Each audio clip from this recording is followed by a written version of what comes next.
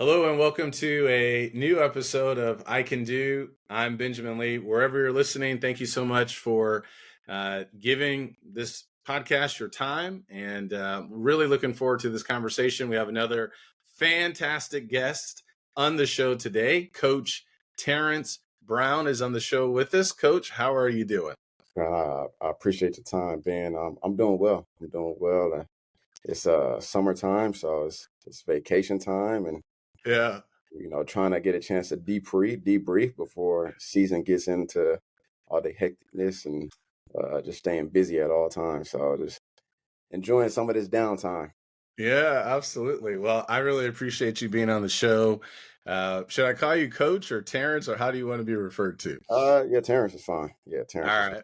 I Okay. feel like you call me coach. I feel like I'm talking to one of my players, or I'm talking to a recruit, and I'm talking to their parents or whoever it may be. So Terrence is Yeah, that's right. Well, I'll tell you what, man.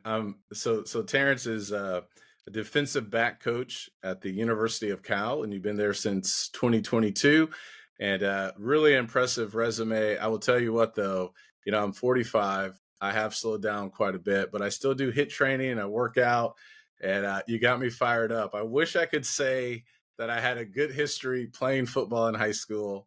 I did not. I had a hard time putting the pads in my getting them situated in the pants and things like that in the 7th and 8th grade.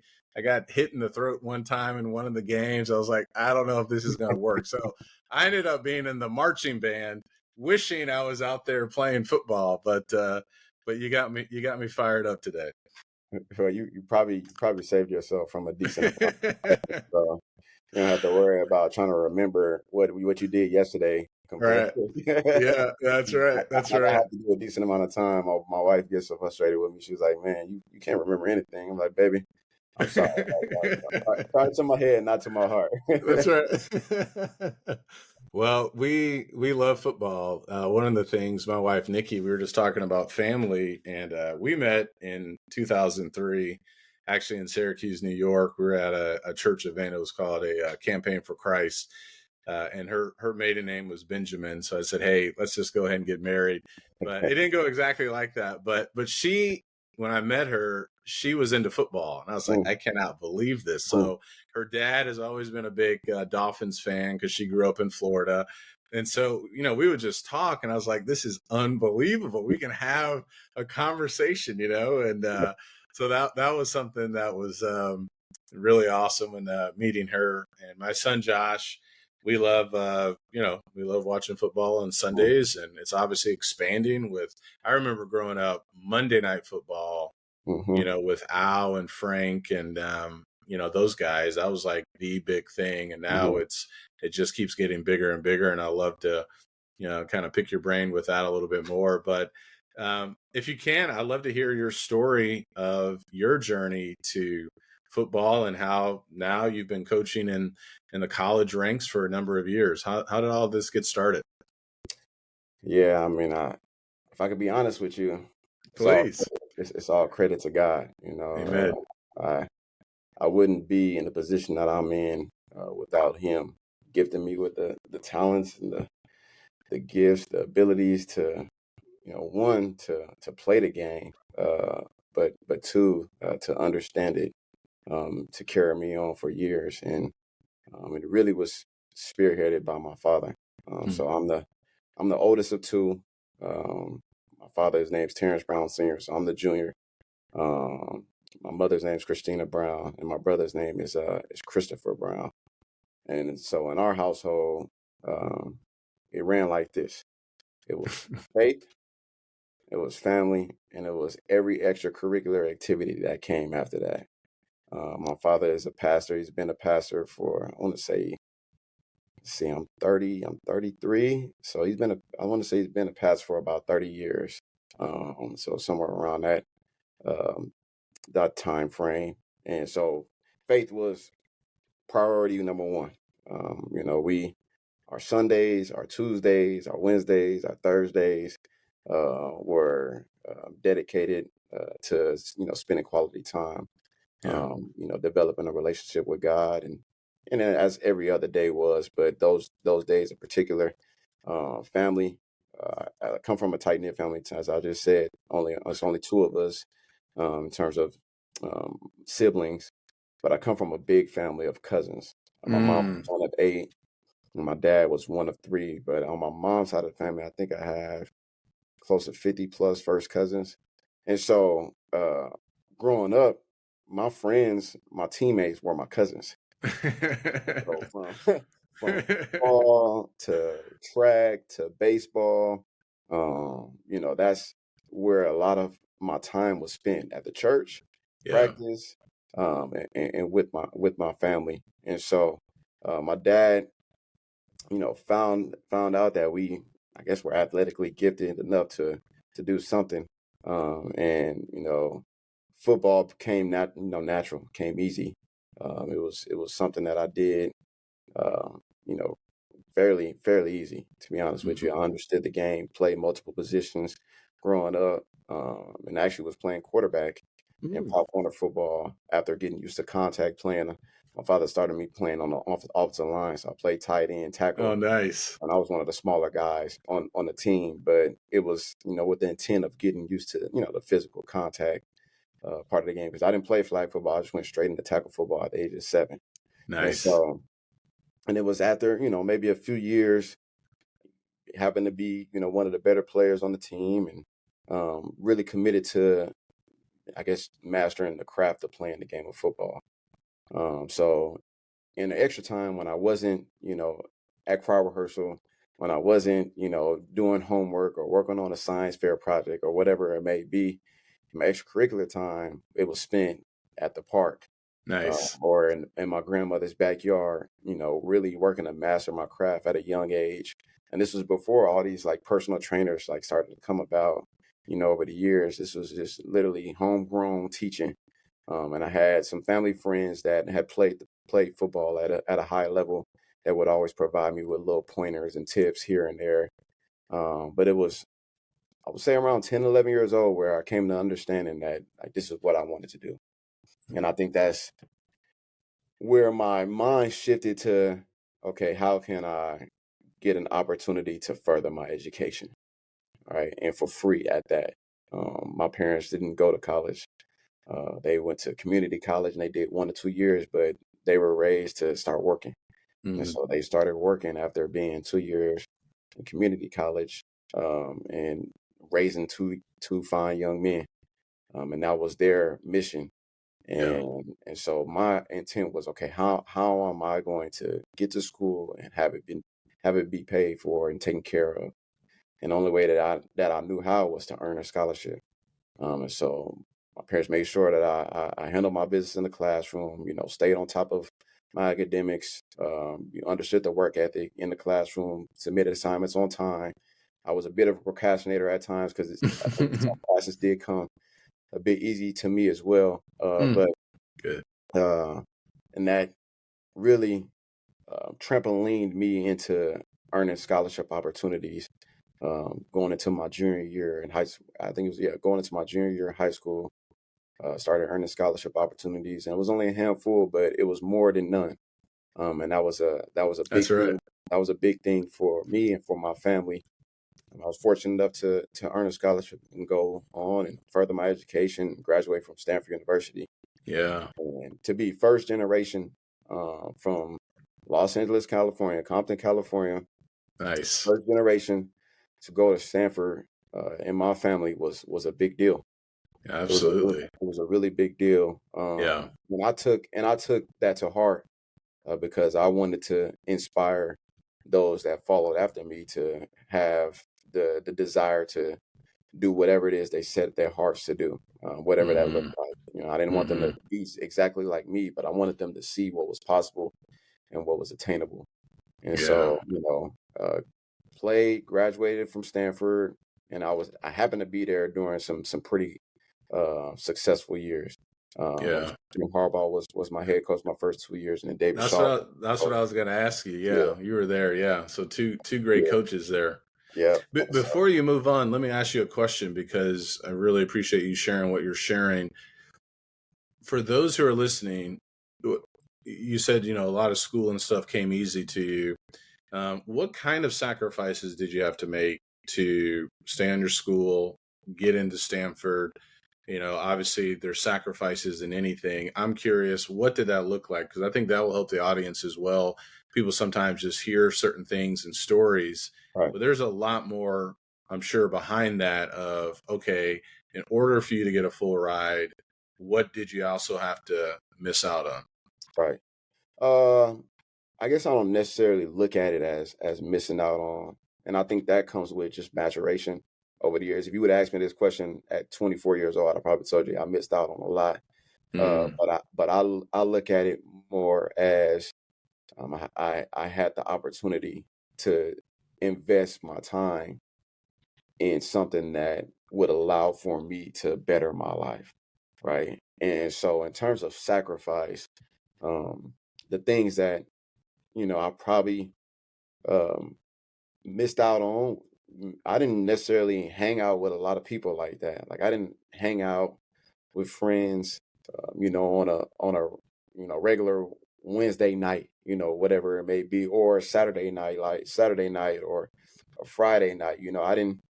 I didn't, you know, go to parties, or I didn't spend a lot of time at the mall, or at the beach. Now, I'm not saying that I didn't do any of those things, but it was not at a high amount of times, I should say. Like it wasn't a large number in terms of those opportunities. For instance, like on Sundays, this is a prime example. On Sundays, we would go to Sunday school, mhm. go to 11 a.m. worship. After 11 a.m. worship, we would go get a quick lunch, and then we would go to the field around 2 o'clock, 2:30 in the afternoon on Sunday afternoon, and then we would be at the field till about 4 o'clock. And so, that's one example where others may have went straight home, sat in their house, watched TV, Sunday football, or was hanging around in the neighborhood riding their bikes, whatever it may be. Like that didn't exist for us. And so it was it was a lot of just missing out on um, opportunities that weren't beneficial for what it was that I was trying to accomplish. And so and you talk about sacrifice, that's what it may be.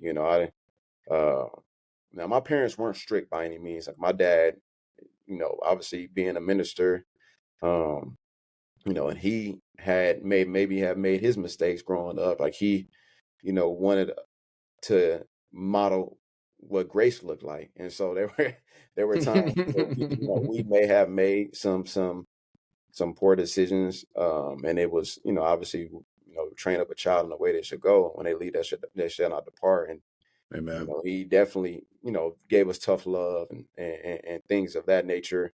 But he wasn't strict. He wasn't overbearing. Like I didn't have, put it this way, when I was in high school, I didn't have a curriculum. I mean, what is it? Curfew? Curfew. I didn't have a curfew, right? I don't even know what it is. I never had it, right?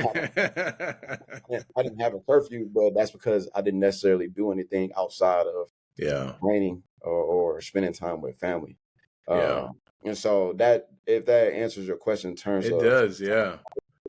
it was all more so, okay, what decision is going to benefit me in the long run? I love that. And I appreciate you sharing that. What decision is going to benefit us in the long run? Because you said, okay, you were thinking about this when you were 10 or 11.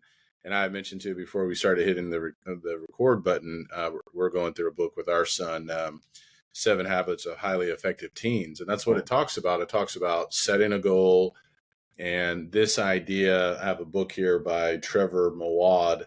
He since has passed, but he was he was a coach for Russell Wilson, like a Mm, mentor coach, and he worked at the University of Alabama and different places like that. But it's just like it takes what it takes, and mhm, that's what it sounds like. What you're saying, it's like, okay, if this is the goal, then I have to eliminate the other things. mhm, And I love that it's not even necessarily a sacrifice; it can be, but the goal is that's what it's all about. And mhm. so I really appreciate you sharing that and walking us through that, because it's easy just to sometimes look at other people and say, man, look how far they've Right. gone. But there was so much what I'm hearing, intentionality Right. in how you were conducting yourself, how you were living. Right. Yeah, I think the awareness Yeah. piece is key, right? And I mean, I think we're kind of going through it right now with our 4-year-old son. It's just, Mm-hmm.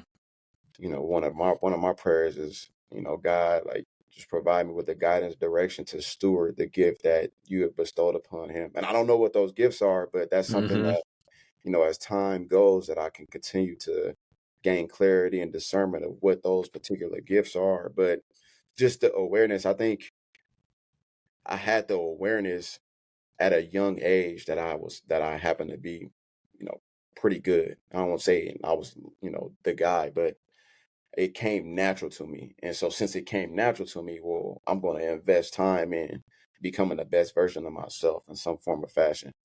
And so, Yeah, no, that's fantastic. So you were there, and that's crazy thinking about this. I watched you, even though I yeah, didn't know you. But I yeah, remember Stanford and beating USC. I can't remember what year that may have been in, and just the rise, of the school, and then Coach Shaw coming in and doing a great job as well for so many years. So tell us, what position did you play once you got into college? Were you playing multiple positions, or did you end up finally on the defensive side for good? yeah. I was on the defensive side for good. That actually became about going into my senior year of high school. Okay, But I stuck solely with playing corner. When I nice. got in college, I played corner and a little bit of nickel as well. Yeah. So um, I much rather prefer delivering the blow than taking the blow. That's really where that came from, and just tackling the challenge of you know something that's out of the ordinary. To go backwards where in human living, normal human living, we go forward. We walk forward. Right. So Yeah. to do something that was out of the ordinary was something that I took a lot of pride in. Yeah, Yeah, absolutely. it happened to be, like you said, the rise. I think the first that SC upset was in '06. And Mm, I was, going into my junior year of high school. And then '09 was my freshman year, and that's, okay. we 8-4, and then we the next 3 years we happened to have BCS Yeah. type caliber seasons. And so there was a lot learned during that time. Yeah. I got a chance to be around some really, really like tremendous football players, Hmm. from Andrew Luck to, the Zach Ertz to, the Drew Terrells, the Levine Toilolos, the Stephon Taylor. Like there's so many names, Josh Garnett, like there's so many names that, I could list off, Richard Sherman, Doug Yeah, Ball. that's what I was thinking about. Right. Mhm. So I had the chance to, play alongside, all of those guys and really learn from some of the best coaches in the game of football, from Jim Harbaugh, the David Shaws, the Derek Masons, the Jason Tarvers, Yeah. it's again, it's just, the Tavita Pritchards. There's so many names that I was really fortunate to be around and to pick up on their intellect, pick up on their work ethic, their dedication, to see them how they operated around their families, and then it carried into who I am today. Obviously that's the rival school now. It's on the other side of the school. That's right. That's But right. but I was extremely blessed to be around high level experts in Yeah. the game of football. So Yeah. Terrence, I don't know if everybody truly understands, at least this is what I think, just how tough football is. Obviously, it is physically, but mentally, like how big was the playbook in college, when you were playing? Because that's one of the things I'm just astounded with, just putting the playbook to memory, or when someone gets traded mid-season, or now with college, the portal, yeah. a new person's coming in, a new player's coming in, they got to pick up a playbook. Will you walk us through that? That may be more personally for me, but I'm curious, how long did it take you, when you stepped foot there freshman year, to put all that to memory, and how long does that work? What does that look like today as a coach? Yeah, I mean, I was fortunate that like I said, I'd been taught the game of football for a long time from my dad, and he had been around some high level, type experts in terms of the game of football, and so my football IQ was fairly high, Yeah. and so from high school, like my defensive coordinator from high school, coach at the collegiate level. His name was His name's Thurman Moore, and he even still coaches high school football to this day. But playing in that system and playing in that scheme prepared me mentally to Mhm. uh, to understand like what the demands are to pick up, the playbook and the information to compartmentalize, the different cover schemes, language, try to word associate. I think that helped out a lot because when I got to college, my defense coordinator was Ron Lynn, and Ron Lynn coached professionally for the LA Raiders back in the day. And then actually going into my sophomore year, my defense coordinator was Vic Yeah. Fangio, who's now the defensive coordinator for the Philadelphia Eagles. And Yeah. so I played in the NFL structured system. And Hmm. so in terms of information, it was a lot of it. But Yeah. being able to, like, again, the association, the compartmentalization, the different buzzwords that associated with one particular call compared to the next call is what allowed for me to uh, pick up the information fairly quickly. Now, obviously, there was still some learning bumps and bruises that I had to experience throughout my time, but I think I think I had the upper hand on a lot of people in terms of my initial football IQ. Now, in terms of just information overload in general, even now, in terms of playbooks, coach's job is to make it simple, Right. right?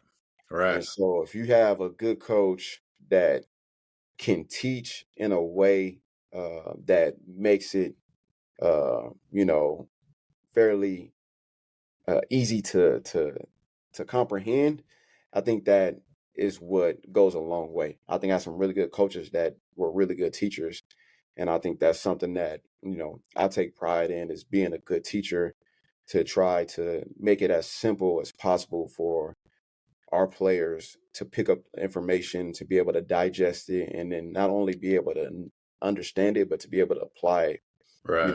When there are 60,000 plus fans watching you in Yeah. critical moments of the game, right? And so, and a lot of that comes with repetition. Just we find ways to get our guys up on the board and try to create some of that performance anxiety in front of the room.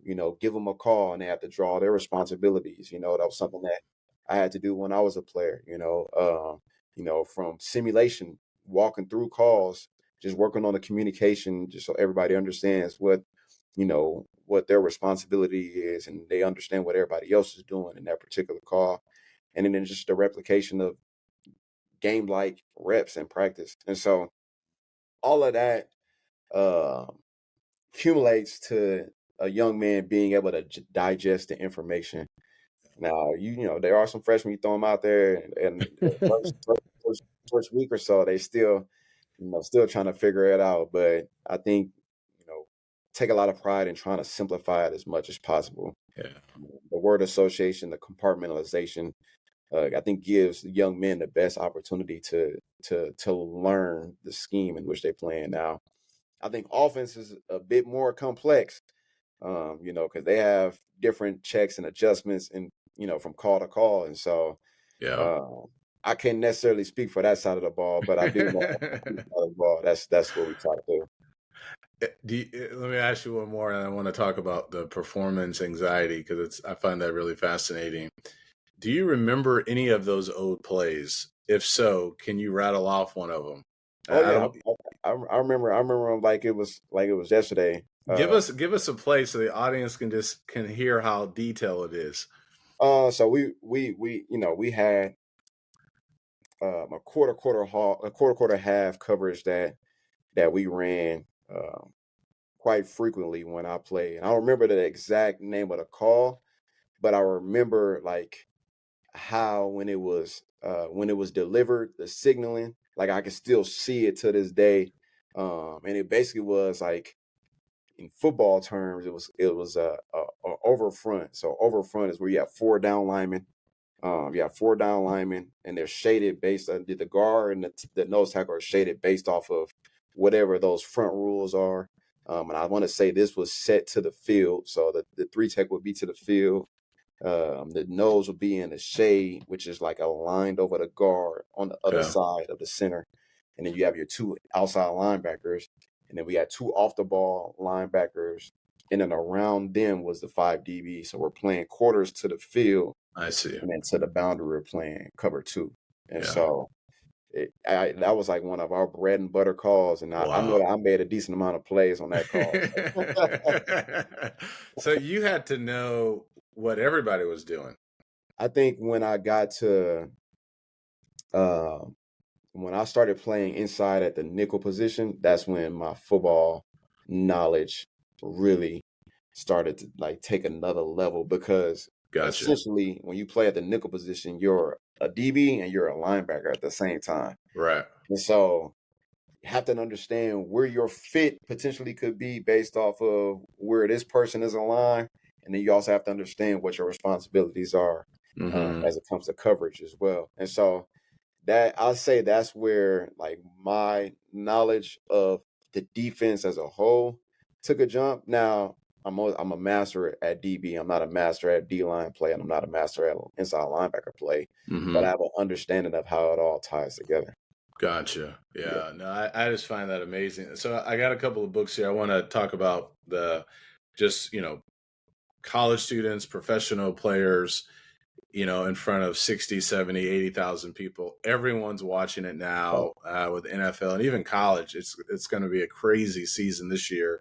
This was our first book, It Takes What It Takes, which is a really fascinating book. Now, this book, and this is going to lead to my question. This is the New England Patriots. It's better to be feared.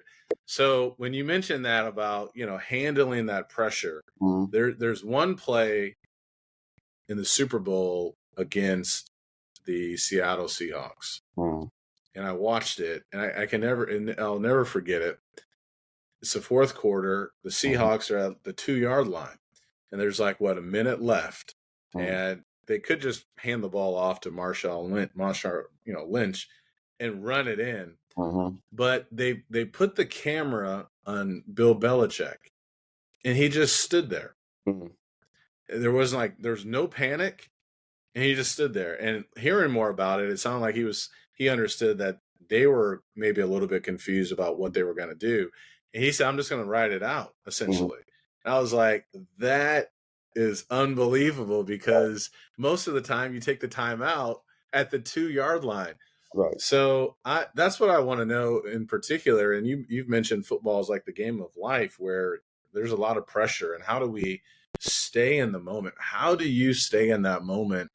You're fired up, running onto the field. It's second quarter, third quarter, fourth quarter. How do you stay in the moment? How do you handle that pressure? Like, what are you doing? Is it a pregame? Is it something that you've created?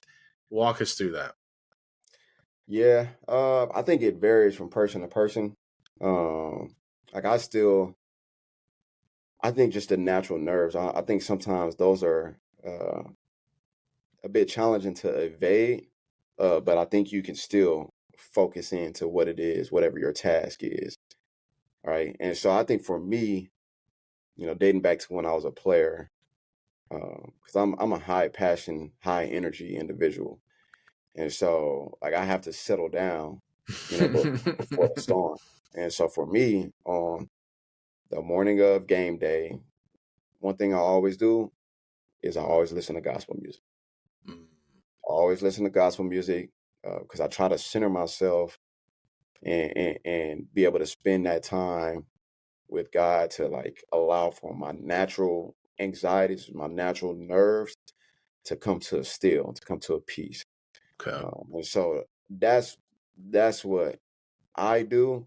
And then when it comes to actually being in the atmosphere, being in the moment, my focus allows for me to, I guess, essentially push through all those nerves or whatever it may be, and that focus comes from my confidence, and that Yeah. confidence comes from my preparation. Yeah. And so one of my, favorite athletes of all time, rest in peace, is Kobe Bryant. Yeah. And that's one of the things that he talks about all the time is his confidence comes from preparation. And so when I'm prepared, when I feel like I've prepared to the best of my ability, when I need to focus, all that anxiety, like, it no longer exists. If anything, the anxiety may be bottled up into juice after I make a play, or for this instance, Yep. one of my players, make a play in a critical moment of the game. Yeah. I would say that's what allows for me to be more grounded is, first and foremost, man, I gotta spend my time with my Lord and Savior, because That's that's right. what's gonna allow for me to just be where I need to be and be where my Yeah. feet are, And so Yeah. I think that's what I do, and it varies from, for some people. Some people like to ramp it up. Like, that's how they ramp it up. That's how they get, that's how they take control over those nerves or those Mm, anxieties, right? That's how that fear no longer exists, right? yeah. And so I think it just varies from person to person. Yeah. No, I love that. I appreciate you sharing that. And I have a friend, he owns a public speaking company. And one of the things that he says is confidence is earned. And that's what you're saying, the preparation, Mm, that if you're I know Kobe Bryant watched a lot of game film too, just mm, listening to old interviews and things like that, just breaking down Kevin Durant and other players. And it was just fascinating to see. What does that look like for you with respect to game film and how much time and things like that? What does that look like leading into a Saturday game? Yeah, there's a lot of film breakdown. There's a lot of analyzing. There's a lot of study that goes on to essentially know your opponent come game day. Mm, Now, we play, or I should say, coaching collegiate football, right? College football. So from week to week, offensive coordinators, they do what they do best, and come up with different game plans. And so, what you gain from film study are tendencies. okay. You're not going to get the coordinator's exact style of play call, or his exact order of play call. I mean, you may think you may have a bat on that, but the reality is, on the defensive side of the ball, we have no clue what we react. So Yeah. we try to pick up on tendencies, and that information that we gather from the uh, hours of film that we actually watch, on a day-to-day basis, allows for us to develop a game plan, to give our guys the best opportunity to have a chance to be successful, whatever that looks like. Rather that's, you know, uh, you know, maybe implementing a new call from week to week that we feel is best suited for that particular scheme, or it's just, relying on what our bread and butter calls are, and allowing for our guys to go play fast. But the amount of film that, we watch, I don't think you could put a time limit on it, to be honest with you. It's a lot of film. Um, it's, I jokingly say sometimes I think the film is watching me. But it's all with the intent of, all right, can we come up with the best plan for our guys to have a chance come Saturday?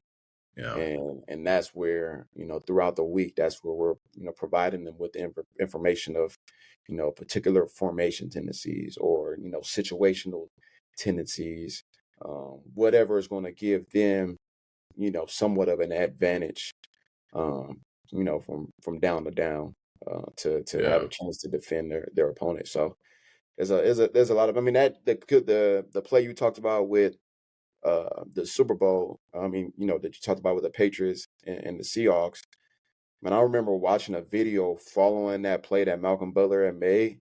And in that video, they talk about how Malcolm Butler messed up He almost messed up in practice. every day in practice. Yeah, yeah. And you will be surprised how often that happens in Mm. football. That Mm. happens a lot. It happens a lot, where a young man may just not be getting the culture points or may not be applying the coach points that you've given them in that particular moment. And in the game, because you've drilled it and simulated in many forms in the game, it comes to life and you're like, man, and that's one of the most rewarding things as a coach is to revisit that the Yeah, next day, to pull that clip up and to mirror it with the exact practice clip or the drill clip yeah, that looked exactly like that particular play that they made. And so, and that came from a lot of, film watch. Malcolm Butler understood, yeah. based off of this formation, this situation, what route concept was going to come, and he jumped it. He And that's one jumped of it. those Yeah. most calculated risks that we as defensive players have to be willing to take. We can't play the game, we can't play the game safe all the time. We have to be willing to take risks. How do you balance that as a coach with respect to, okay, a player's not getting it, then to the biggest stage, at least for the Super Bowl, but every game in college is a big stage because you're trying to become bowl eligible and win your, division and conference and things like that. How how do you process that of, no, I'm gonna ride with this guy. I'm Mm, gonna leave him in. Um, any thoughts with that? I'm always curious, yeah, because you have a talent of evaluating talent and right, recruiting and right, so just is it just instinct? Is it just, no, I know he's going to figure this out? Walk us through yeah. that. Well, I think what my shirt says right here, grace. I think that is the you talk about ingredient. That is the number one ingredient in regards to those situations. Is Okay. first and foremost, having played at this level, having played that position, having Yeah. made those mistakes, having, fixed those mistakes, I have an understanding of how my student athletes may feel um, in those moments. And so, first and foremost, like, although it's demanding and that they have a job to do and they've been recruited and they've been expected to do their job, um, they're still human at the same time. And so have to be able to model what grace looks like for them. And one, so they can give themselves grace. And so if I'm giving them grace in some form of fashion, they're gonna be like, all right, well, coach believes in me. Let me give myself grace and I'm gonna get over this hump. I just gotta keep listening to the coach point or find ways to uh be able to digest it quicker or easier. I mean, maybe it's me watching more tape. Maybe it's me coming to sit in with coach. Maybe it's me doing another rep after practice, right? And so I think the grace is the first ingredient in terms of, and that's the most important ingredient. Yeah. And then I think that's where we talk about with our players. Our job is to build confidence. And so if I've built confidence in a young man you know, um, throughout the entirety of an off season, throughout the entirety of a spring, throughout the entirety of a fall camp, even early on in the season. And this is the fifth game in the season, and he's just having a hard time. Well, if he knows that I believe in him, right, then chances are he's going to be able to get over that hump. Hmm. Chances are he's going to be able to get over that hump, and then, it may not happen the next game, it may not happen the next play, but there will be, as long as my belief still is existing, then he'll have a chance to get over that hump and be able to thrive in those moments like Malcolm Butler did. Like Hmm. that, a lot of that has to do with the belief of a coach. And so, when those moments present themselves, I just try to remember what it was like for me as a player. Yeah.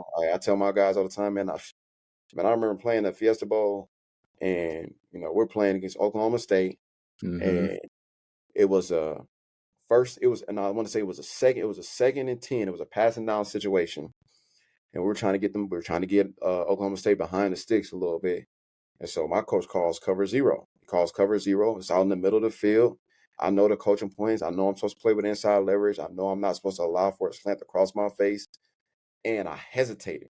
And I hesitated just one millisecond, and Justin Blackman got across my face, and the ball was thrown in the back pocket. But when I come around, I transition. I come around and I try to knock the ball down. He's way stronger than I am, so he catches the ball and he runs for a touchdown. Wow. Right, and this is the second quarter of the game. This isn't even before half. And now I had made a play at the beginning of the game to, I guess essentially, help us out on offense. But the point that I'm making is, when I tell my players, I know what it's like to lose. I know what it's like to make a mistake. And so if my coach had the belief in me to give me another opportunity after that play, I mean, I'm gonna believe in you. Now, until you prove otherwise, right? That's one of the tough things as a coach, is like, you want to make sure you give the players the benefit of the doubt. But at the same time, like, they have a job, I have a job. And we got the best product out there on the field to give the team the opportunity to be successful. So one thing we talk about all the time is standard over feelings. Like, the standard does not care about your feelings at all. Right? Like, you can't be LeBron James and play at such a high level, for all these years, and that's your standard. Like, nobody care about your feelings, like, when, like, they see you not make that play, and he knows that. You know what I'm saying? Like, the greats understand that whatever the standard is, their feelings subside. Like, those are irrelevant, as it comes to whatever the standard may be. Yeah, no, I love that. Thank you so much for sharing that. And that's what I'm hearing, Terrence, is this is what leadership looks like. Grace, patience, building that confidence, all in the same time of saying there's still a performance, there's still a standard. And so it's not just, hey, yeah, I can still love you, we can still be good. And with that said, you still have to hit this standard. So it's not just about, hey, he's being mean to me or something like that. And I think that's really good. I was watching a documentary about Celine Dion. I think it's called I Am Celine. It's on Prime Video. It was tough, man. You get emotional. I got emotional watching it because she has stiff muscle syndrome, and so it affects her vocal cords and her whole body. But the reason why I'm saying that is because you mentioned standard over feelings, and so when she went back into the studio to sing, you could just hear her listening, and she's shaking her head no. She's like, no. She's like, no, that's not Celine. And so even the greats understand, no, that's not my standard. And it's frustrating once you start losing that, but there has to be that standard for sure. Yeah. Go back to 2012. So you're at Stanford. I believe that's when you're graduating. What happened next? And then how did you eventually decide, I want to be a coach? Yeah. So after I graduated, I signed undrafted with the Cincinnati Bengals. And I was there towards the tail end of fall camp. And so just before that last cut, that's when I was released. And then I was, trying to make a roster in some form or fashion, doing different workouts, even tried the Canadian Football League workouts as well. And nothing ever really panned out for me in terms of the timing. And so that was really challenging because, I mean, my whole life, I envisioned playing at the next level, playing in the NFL. And so I was able to attain that goal in terms of gaining that opportunity, but I didn't have the sustainable, I guess, career that, I desired, so to say. And so reality hit me hard. It hit me real hard. But then I was able to, I guess, in that moment, reflect on, okay, man, hey, you graduated from Stanford. Like, life's not over, you can, everyone said you graduate from a place like Stanford, man, there are plenty job opportunities waiting for you to just step in the door. And so I interviewed for a couple of different, corporate opportunities, and I even got offered the job, but it wasn't what I was passionate about. And that took some prayer, and that took some reflecting, and coming to realization like this isn't what I was purposed to do.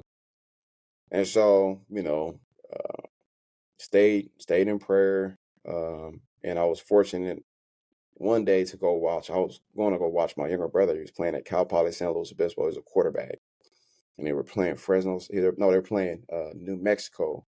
Yeah, they were playing New Mexico. So my dad and I drove all the way out to New Mexico to go watch them play from LA. And I was watching that game, and towards the tail end of the game, it's like I had an epiphany. It's like, man, I miss being around the game. I had coached, volunteered at a high school. One of my old high school coaches was the head coach at the high school. So I was volunteering in the summer. I was doing this 7-on-7 coaching, and I was still around the game. And I was like, man, I miss it. Like, I just miss it. And then not only did I miss the game, I saw the impact that I was having on the lives of the young men that I was having the opportunity to volunteer, coach for. And so I was like, man, I can do this. Matter of fact, no, like, this is what I'm supposed to be doing. And so after the game, I told my brother's running back coach, I said, hey, Aristotle Thompson, he's one of my mentors. I mean, he's the godfather to my daughter. I told him, I was like, hey man, I was like, I wanna do this coach stuff. I think I can do it. And he was like, you sure? I was like, nah, I think so. Like, this is what I'm supposed to be doing. And then he was like, all right, stay by your phone. The next thing you know, towards the tail end of that season, I get a phone call from him saying, hey, Keith Bonifa, who was a running backs coach at the University of Washington at the time, he's going to be out in this area. They may be looking for a defensive GA to come in after this season. Are you interested? I say, man, of course. Like, I would love the opportunity. He was like, okay, well, he's going to be out in the IE. Like, I'm going to give him your contact information so you guys can connect. And so I connect with him while he's out on the road doing a little bit of recruiting. I connect with him. And, he, doing a whole rundown, asking me questions, man, make sure this is what I want to do. And I interviewed for the linebacker defensive GA position. So it was a defensive GA position coaching the linebackers. Mind you, I played into the back end. So I interviewed for that position, and I interviewed with Chris Peterson, who was the head coach at the time. I retired. Yeah. I interviewed with him, and at the conclusion of the interview, basically he was like, man, man, you're a great guy. I think you would do an amazing job. However, this linebacker position, we want somebody that has a little more, linebacker experience. And but if our defensive back GA position becomes available, you will be one of the first ones we call. Right. And so it was a bit disheartening at the time, but at the same time, it wasn't, because it was like, all right, there's still some hope. Right. And so I didn't get that position. And so I started off at Cal Poly San Luis Obispo in a restricted earnings position as an assistant position coach, coaching the corners. And the restricted earnings, a lot of people don't know this. Restricted earnings, you making, I mean, less than $20,000, right? Wow. And so I started off with that. And so I got a spring in. I was coaching in the spring. Yeah. And literally, at a lot of the Cal Poly coaches that I worked with at the time, they still give me a hard time to this day. At the end of the spring, I get a phone call from Chris Peterson saying our defensive back GA position just opened up. Yeah. I was like, yeah, I'm interested. Because it's full circle. So Chris Peterson actually recruited me when I was in high school. So they offered me when I was at Orange Lutheran High School. They offered me when we was at Boise State. Yeah. And so I told him that on the interview. I was like, hey, coach, this might be your chance to give me the second go around. Yes, I love that. I didn't give you the opportunity the first go around. Yeah. And then I started off there. I left the Cal Poly slow job, and I started off there that summer going into the season of 2015. And I was there as a graduate assistant 2015, 2017. Yeah. And I had the opportunity to work alongside one of the best defensive minded coaches, one of the best coaches in the game of football, Jimmy Lake, Oh, wow. who's now the defensive coordinator for the Atlanta Falcons. And Yeah. so I had the chance to learn from him Mm-hmm. as it came to like defensive back play. Not to mention, I'd already played for one of the best defensive minded coaches in Derek Mason. Yeah. So it was like, man, you talk about favor. I mean, Right. favor is all over my life. Yeah. There is no explanation of that but God. Yeah. And so I was able to work alongside him and coach NFL caliber players, Mm-hmm. Buda Bakers, the Byron Murphys, the Taylor Raps, Yeah. Sidney Jones. So I had the chance to learn Yeah. and really be indoctrined in the coaching profession from one of the best defensive back developers at the collegiate football level, which, man, he ended up pouring that into me, which Mm-hmm. afforded me the same opportunities, as years passed. So, but Yeah. yeah, that's kind of how I got in. That's how I got into coaching, man. It was all purpose led, Yeah. and it's funny. So Courtney and I actually started dating at the very beginning part of my coaching profession. Okay.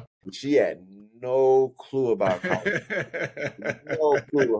Her dad and her brother are baseball guys, so she Oh, grew up okay. in a baseball family. So it worked out really well that she had no clue about football because she didn't know what she was getting herself into. She had no idea. She had Right. no Right. idea what she was getting herself into, and then now look where we are going into my 10th season, and we were, going to my 10th season, and Yeah. she believes that this is what I've been purposed to do. She believes it in her Yeah. heart. That this is Yeah. what God has placed on my heart to be able to lead and impact the lives of young men and expand His kingdom in doing so. So, Yeah. it's been awesome. Hey, man, I appreciate you sharing that. And that's God works in a lot of, mysterious ways. And I certainly believe in the providence of God. And I really appreciate you talking about your faith and talking about God and talking about Jesus. And I'm sure that pours out in your coaching and just day-to-day conversations. Let's talk a little bit about young men. You mentioned young men, and you have a young boy. My son's a little bit older, but we're both fathers. You have two kids. I have one. There's a brother here at the congregation. We're going to be starting a camp called Making Good Men. So we're going to Oh, get that started, Lord willing, at the time of this recording this coming Saturday.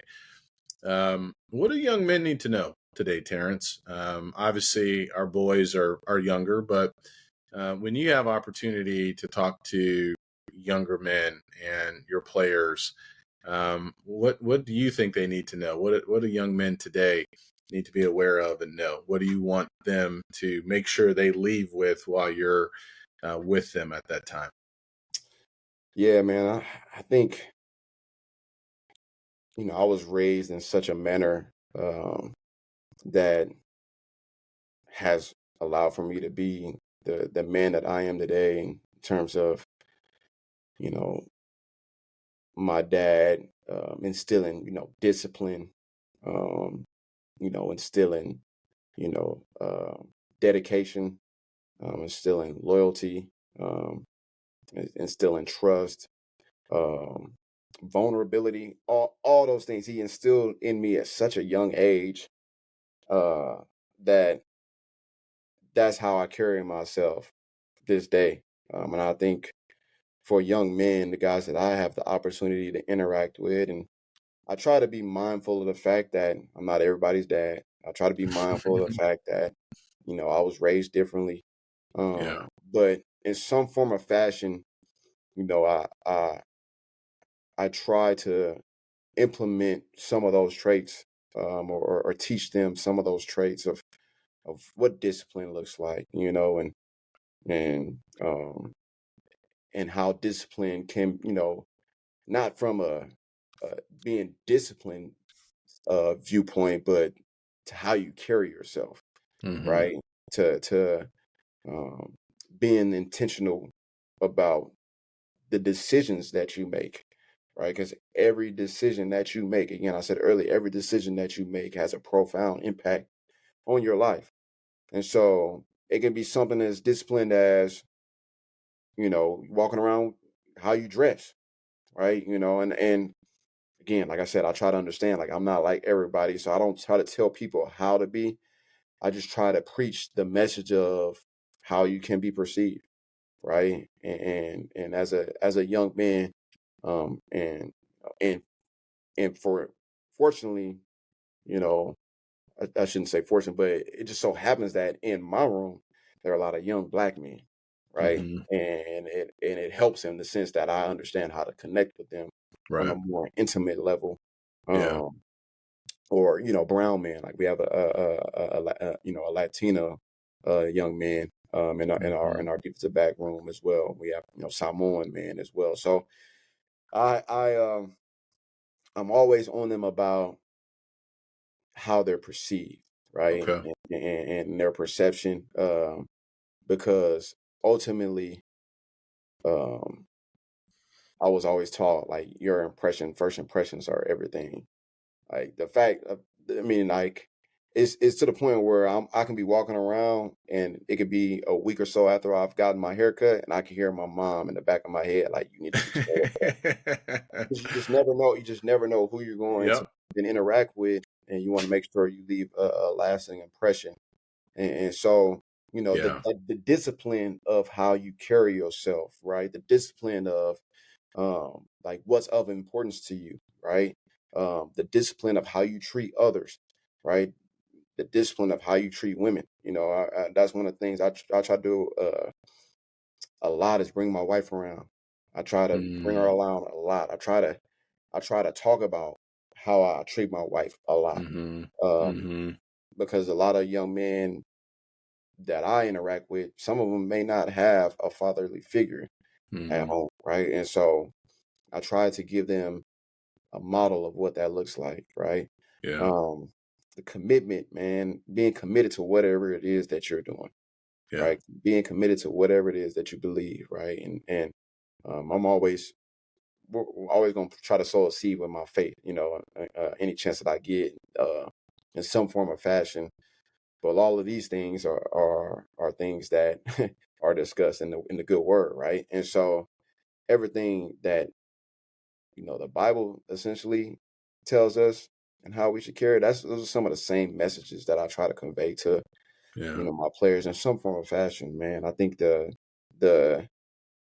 the one thing I said, vulnerability. I think Mm-hmm. for a lot of young men and a lot of men in general, the challenge for us is to be vulnerable. What do you mean by that? You mean like just if we're struggling with something, showing emotions, just talking, hey, I'm not doing well, or I need some help. I think it's a variety of things, right? Exactly. Yeah. Showing emotion, being open to having conversations, right? Being flexible, not being so guarded, you're allowing for your ego to be placed to the side, your pride, to be placed to the side.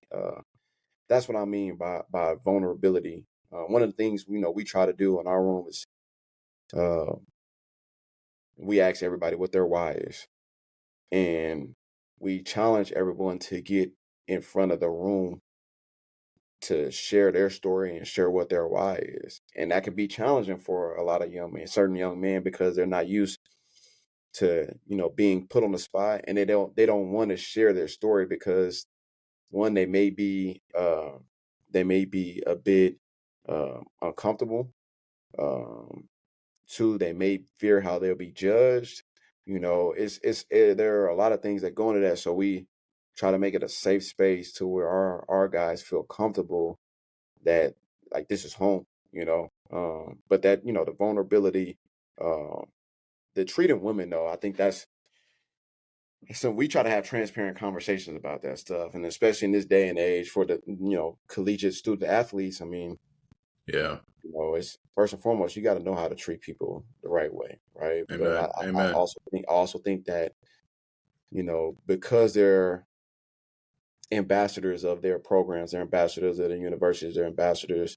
They're being placed on such a pedestal because of their skill set, their ability, and they're just being publicized, right? Because of those things, you're more risk of making, ill decisions that could ultimately affect the trajectory of your career, and the lives of those that come behind you.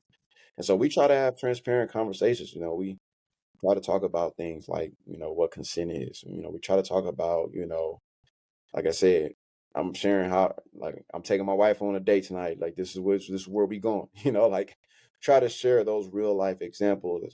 I share my failures and my faults and my failures.